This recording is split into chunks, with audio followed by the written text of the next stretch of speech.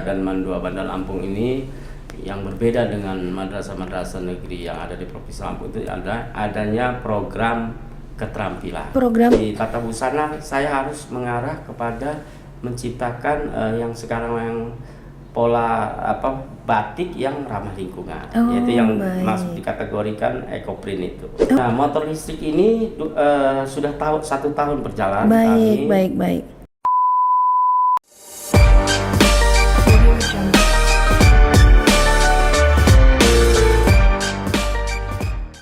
Assalamualaikum warahmatullahi wabarakatuh. Salam Om Swastiastu, Namo Buddhaya, salam kebajikan, salam sejahtera bagi kita sekalian. Tabik pun. Sahabat religi, berjumpa lagi dengan saya Alifah Anas dalam podcast Kantor Wilayah Kementerian Agama Provinsi Lampung. Ngupi, ngobrol seru, penuh inspirasi.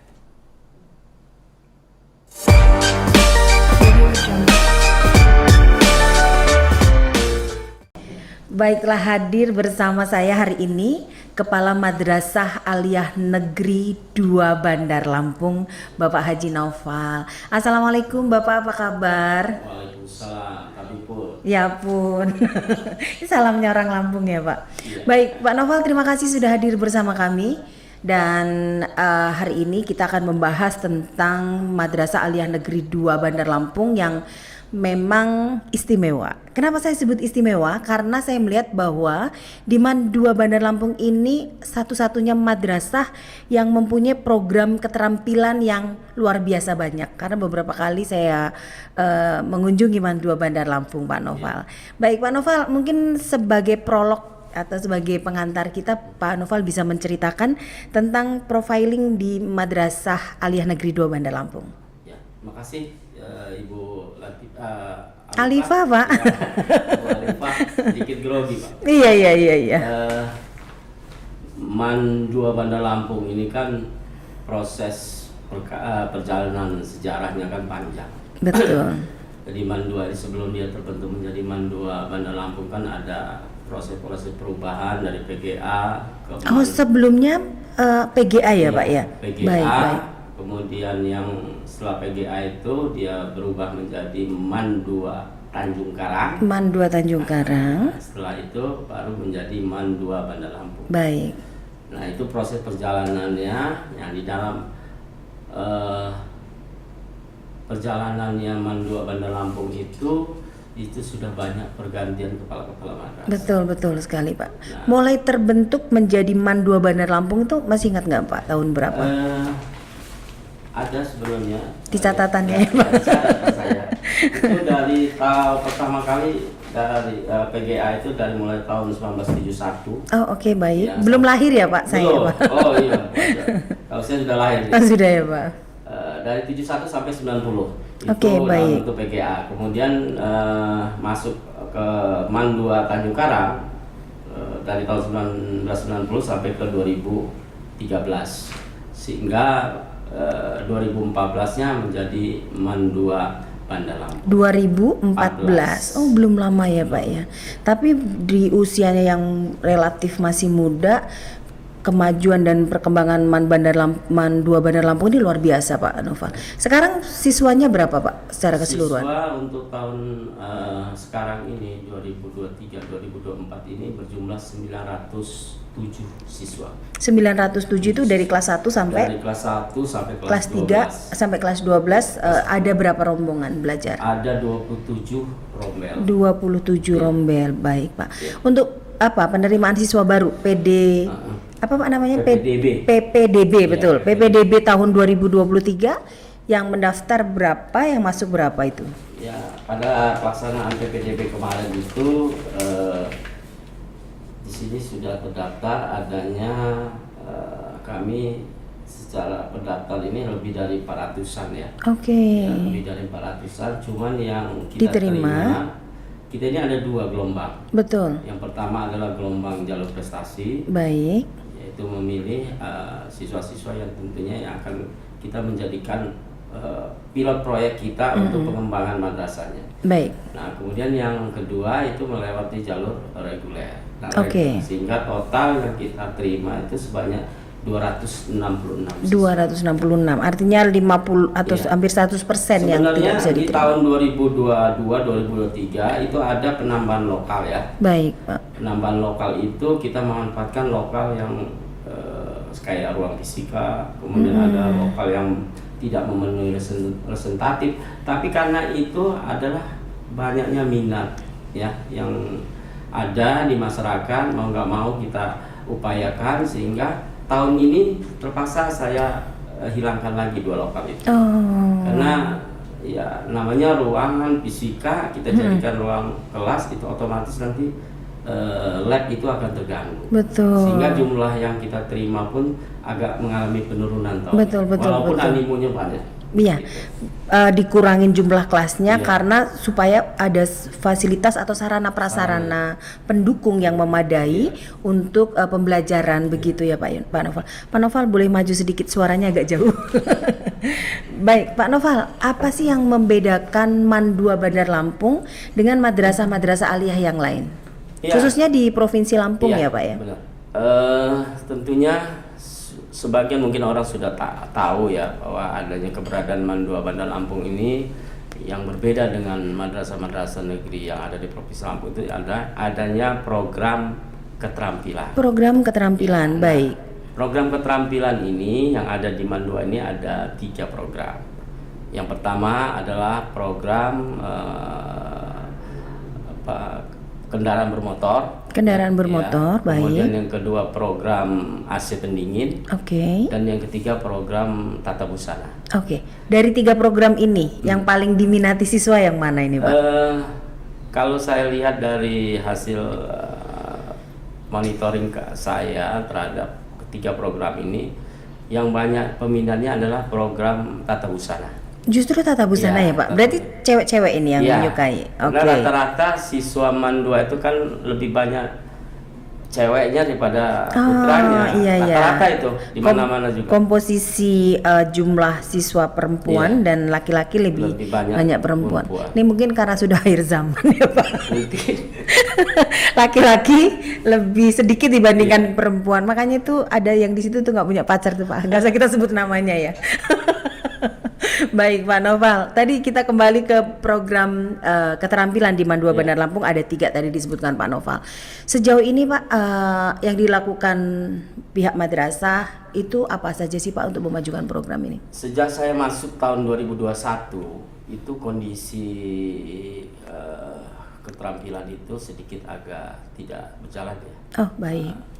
Karena saya melihat itu ada potensi yang besar di MAN 2 itu, karena hanya di MAN 2 itulah di antara madrasah-madrasah negeri yang ada, maka saya agak tergelitik untuk bisa mencoba untuk apa sih sebenarnya penyebabnya tidak berjalannya ini. Nah, Oke. ternyata di situ ada permasalahannya. Tentunya mereka ini lab-lab itu tidak disupport, tidak ada Oke. support dari Lab-lab kementerian. untuk program keterampilan, Iya. baik. Nah, kemarin saya diundang oleh Dirjen Pendis yaitu di Bandung. Oke. Kami berkumpullah di situ. Memang ternyata semua man-man keterampilan yang ada di Indonesia itu memang tidak ada dukungan. Oh, Maka tidak ada kami- dukungan tidak ada secara dukungan. anggaran. Iya, secara anggaran. Mohon maaf Pak, saya potong sebentar. Pak Noval mewakili MAN 2 Bandar Lampung diundang ke Bandung oleh Dirjen Pendis. Pendis. Kegiatannya Pertemuan kepala madrasah man keterampilan se-Indonesia. pertemuan kepala madrasah keterampilan se-Indonesia. Meskipun MAN 2 Bandar Lampung belum secara spesifik sebagai MAN keterampilan, tapi karena ada program keterampilan yang menonjol, akhirnya ikut diundang juga di Bandung. Betul. Baik Pak, boleh dilanjutkan. Ya, jadi hasil dari pertemuan itu ternyata kami berkumpul itu untuk menyusun roadmap. Baik. Ya, roadmap artinya keluhan-keluhan apa saja sih yang ada di madrasah kita masing-masing yang memiliki program itu.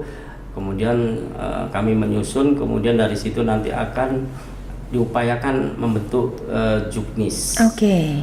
Nah, dari keluhan-keluhan yang muncul nih Iya. Pak, dari seluruh madrasah yang ada di Indonesia ini paling banyak apa Pak keluhannya? Ya, berkisar kepada anggaran.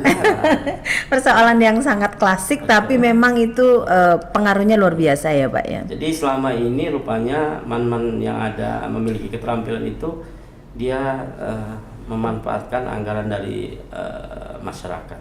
Oke, baik. Komite. Baik. Untuk MAN 2 Bandar Lampung sendiri Pak, seperti apa?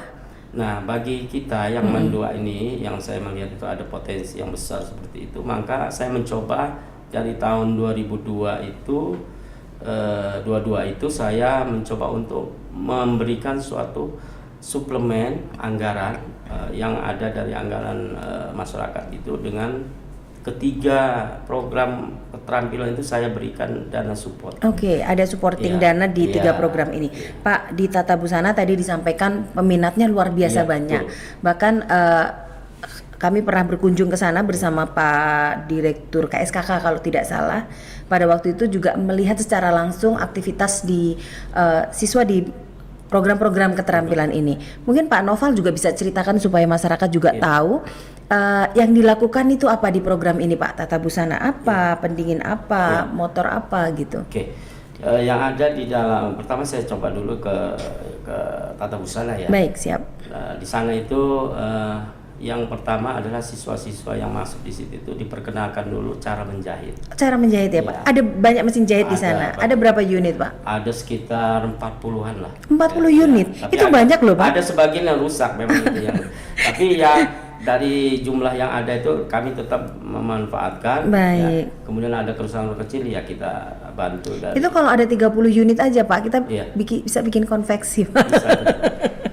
Oke. Silakan Pak dilanjutkan. Nah dari situ yang kelas 11 itu mungkin sudah meningkat proses itu programnya, yaitu dia cara membuat menjahit, kemudian membuat pola ya. Baik. Membuat menjahit, membuat pola. Nah yang ketiga sampai dia menghasilkan suatu produk. Oke. Nanti ada ujiannya juga. Ada. Ya, kita kan program keterampilan ini masuk dalam kurikulum. Oh masuk dalam kurikulum dalam ya Pak rangka ya? kurikulumnya. Pendidikan, mereka itu dapat 6 jam. Oh, dalam 1 minggu 6 jam? 1 minggu 6 jam dibagi, banyak itu Pak? Dibagi 3. Oh dibagi 3, baik. Dibagi 3, jadi mendapatkan 2 jam. Ya.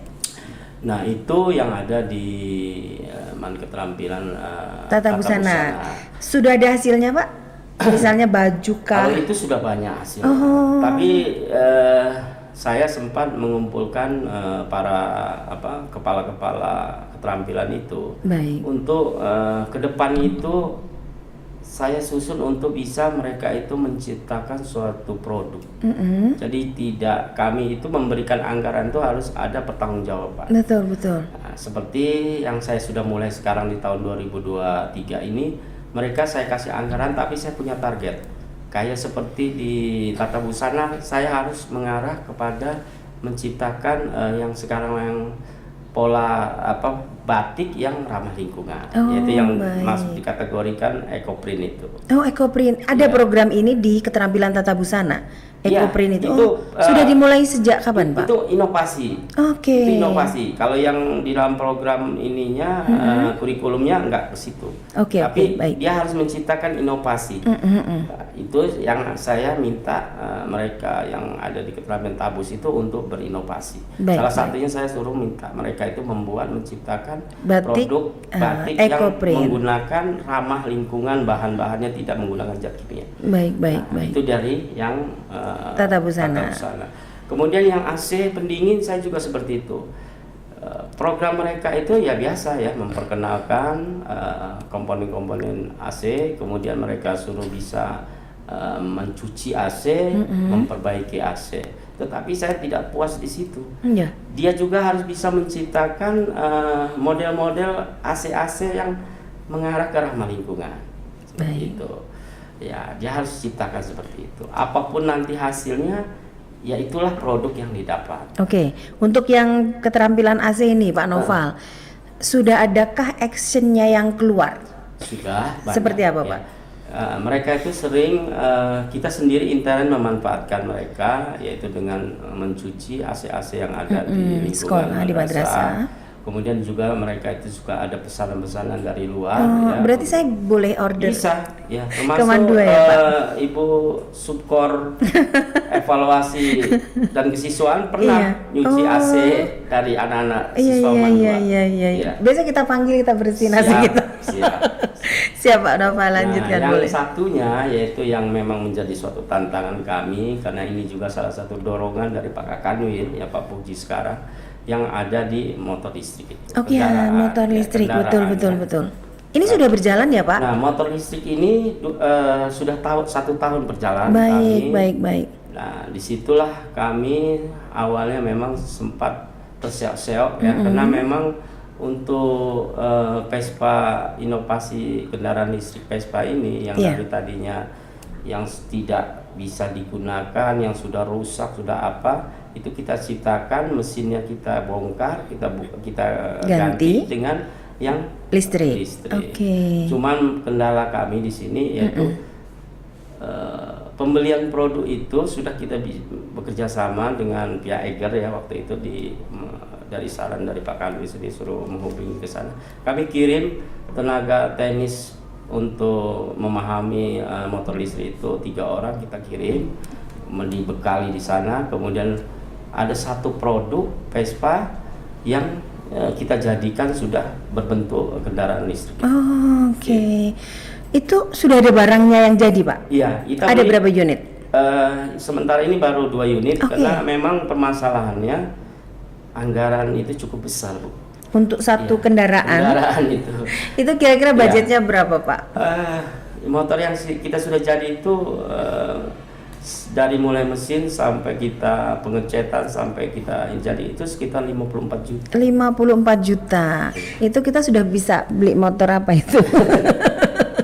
Tapi ini kan dalam rangka proses pembelajaran dan ketika sudah ada hasilnya, mudah-mudahan ini bisa memotivasi adik-adik siswa yang belajar tentang listrik ini. Minimal siswa-siswa itu diperkenalkan teknologi ini supaya mereka nanti sudah tahu, oh begini cara dalam hal merakit suatu kendaraan bermotor listrik Vespa. Kami tapi Vespa ya, fokusnya Vespa ya. Vespa tapi bermesin listrik. Oke, karena dalam rangka untuk ini ya Pak ya. Ramah lingkungan juga. Dan itu proyeksi pemerintah ke depan juga kan semuanya seperti iya, kendaraan berbahan bakar listrik. Berbahan bakar atau apa? Berbahan apa Pak? Bertenaga listrik. Maklum Pak. Oke, Pak Noval, untuk saya tertarik dengan keterampilan yang motor ini, karena saya juga melihat dukungan dari Bapak Kakanwil supaya program keterampilan ini tuh bisa menjadi sesuatu gitu, bisa menjadi jualan bagi Mandua Bandar Lampung. Upaya-upaya apa saja Pak yang dilakukan? Tadi sudah disampaikan sudah mengirimkan 3 orang untuk belajar, kemudian mungkin secara penganggaran dan lain sebagainya. Seperti apa Pak Noval? Jadi ke depan ini saya masih memberikan support kepada listrik ini, untuk Vespa listrik ini anggaran yang hanya mengandalkan dari anggaran masyarakat. Ya, mudah-mudahan sih harapan kami hasil pertemuan kami di Bandung itu bisa segera mungkin kami bisa mendapatkan dana untuk bisa pengembangan lebih eksis ke depannya. Oke. Kemudian Pak, keinginan dari Sivitas Mandua Bandar Lampung. Ini ada program unggulan, 3 program keterampilan. Apakah memang ke depan ini Mandua Bandar Lampung diproyeksikan itu untuk menjadi madrasah keterampilan atau mau tetap seperti madrasah umum yang memiliki program keterampilan? Seperti apa Pak? Kalau saya sih sebenarnya cukup yang sekarang saja, madrasah yang memiliki program keterampilan. Sehingga untuk yang lain, jenis lainnya juga bisa kita kembangkan lagi. Tidak hanya dari sisi keterampilannya, ada dari sisi akademisnya gitu kan. Nah, tahun ini kita sudah membuat suatu kelas unggul ya, yang mana dari kelas unggul 3 kelas kita persiapkan itu akan kita mengarah kepada madrasah digital itu.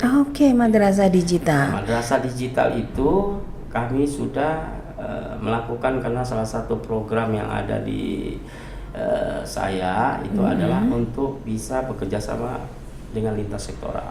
Oke. Salah satunya sudah kami lakukan, yaitu kami bekerja sama MOU dengan UIN Raden Intan.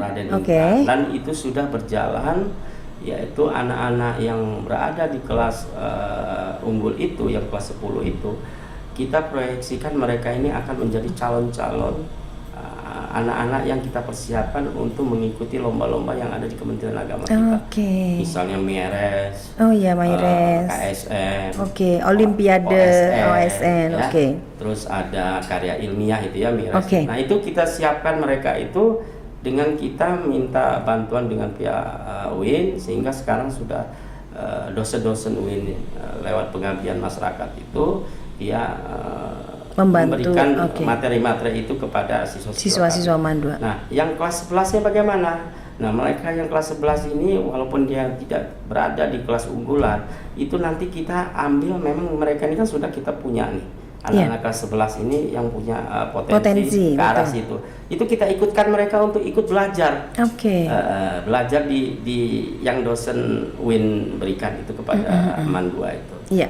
Ini sudah perjalanannya sudah masuk ke 1 bulan pertama. Baik, Pak Noval, kelebihan atau kekurangannya ketika Mandua Bandar Lampung itu menjadi madrasah keterampilan, atau lebih enak seperti yang disampaikan Pak Noval tadi, lebih enak tetap menjadi madrasah umum tapi punya program keterampilan yang unggul gitu.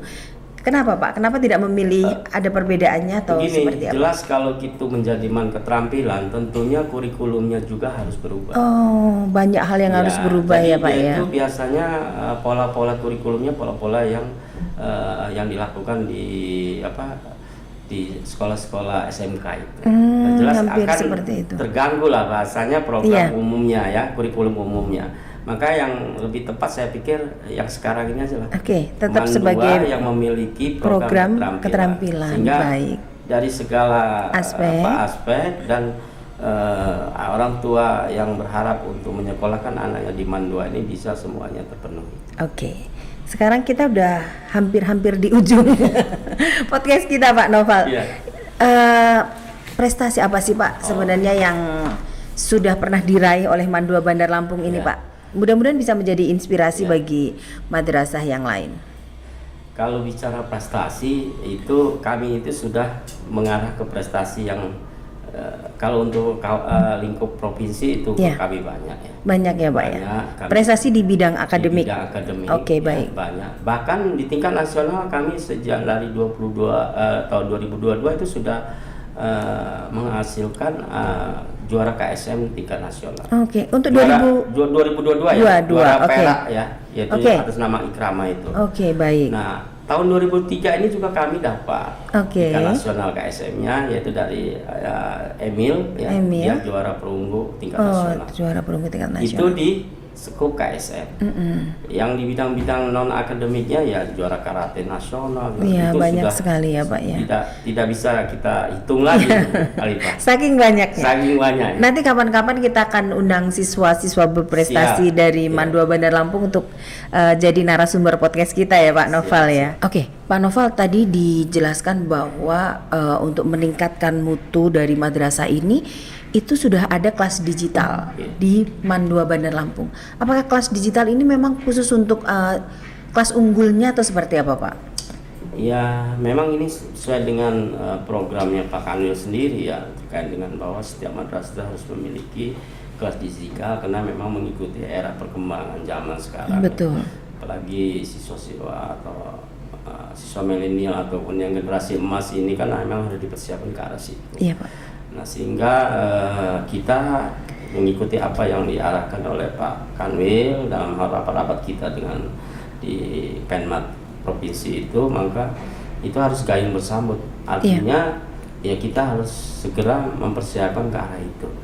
Termasuk yang sekarang juga mau dipersiapkan itu kami seluruh madrasah yang ada itu untuk mempersiapkan perpustakaan digital.